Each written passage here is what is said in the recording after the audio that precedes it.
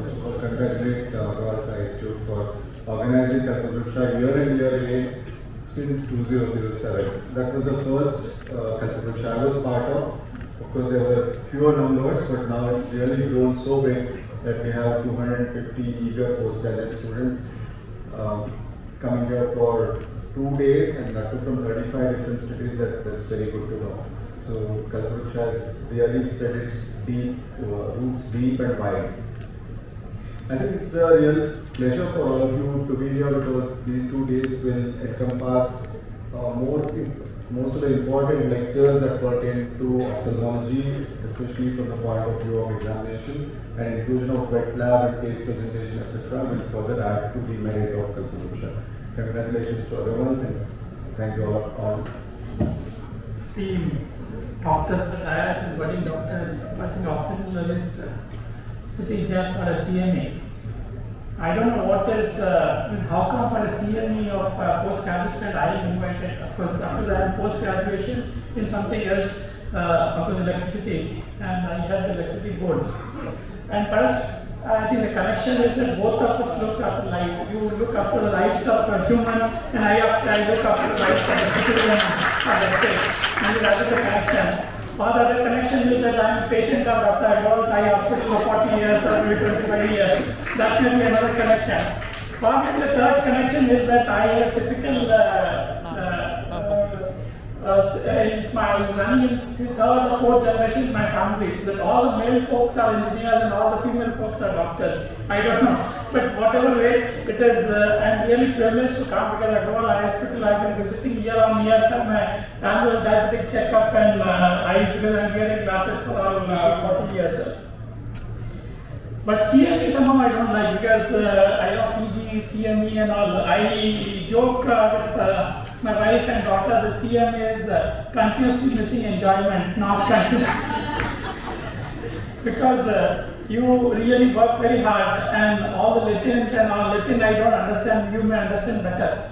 But I just like to say because most of them here I see a lot of women here and I think ophthalmology, any hospital you go I see lady doctors too many. Maybe you have chosen the work-life balance only in the career that perhaps that is the reason.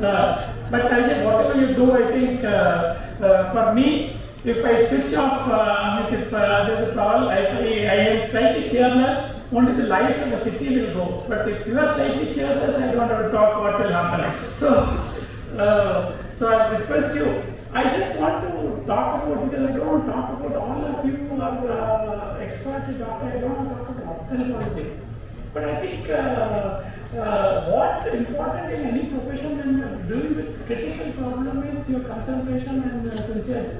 I am not talking about the knowledge. Knowledge anyway, you are ophthalmologist, you are doing PG, so you have been through a grind of multiple needs. And obviously you are best among and you have chosen that facility.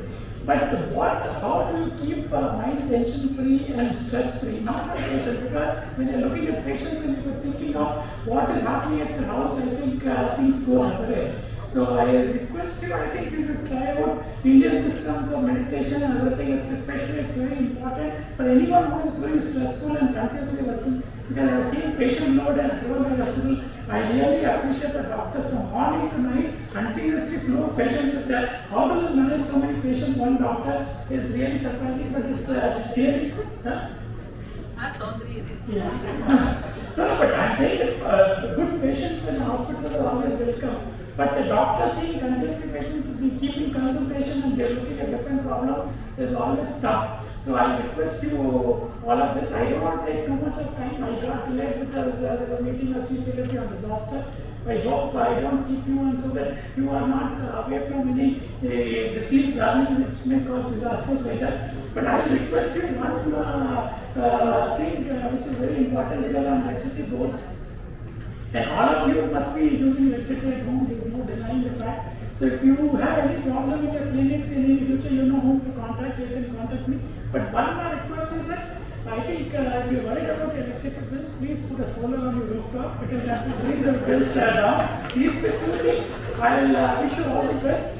And I'll say that I think, of course, learning and other things is fine, but work-life balance also is very important. So I think when you are working in the clinic, be totally concentrating on that. After that, forget about it, because it's not only the patient and your technical knowledge when you do a job, in the sense when you're studying all that matters, but then when you join the hospital or any workplace, is a very known word which means a wishful dream, which is mentioned a lot in the Hindu scriptures, in the religions of Buddhism, Judaism, and also Hinduism.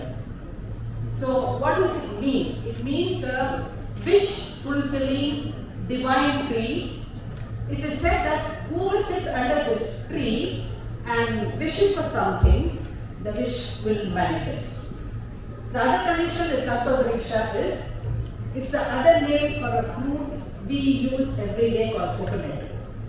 This is also mentioned that coconut is a very, very useful Hindu ritual, and they say that offering coconut to the Hindu god is practiced in all the religions.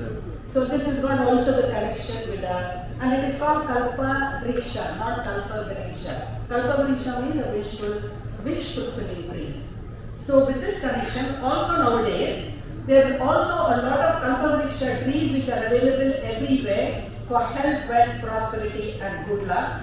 And I also read somewhere that in the Yamuna river, one Kalpavriksha tree was found recently.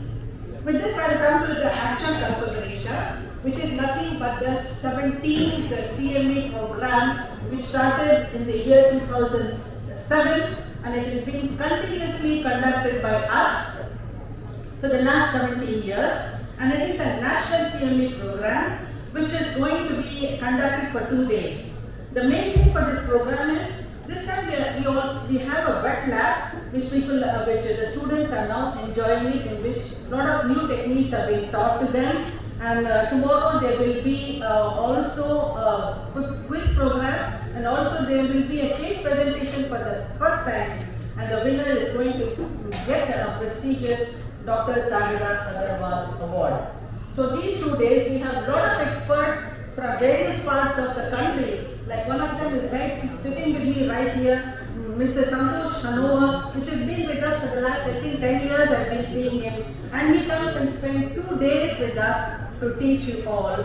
And like I said, a wish fulfilling tree. Sit under here for 2 days and learn whatever you want from your experts. And tomorrow, all the best for the case presentation. I want someone to win the Mrs. T. Agarwals award.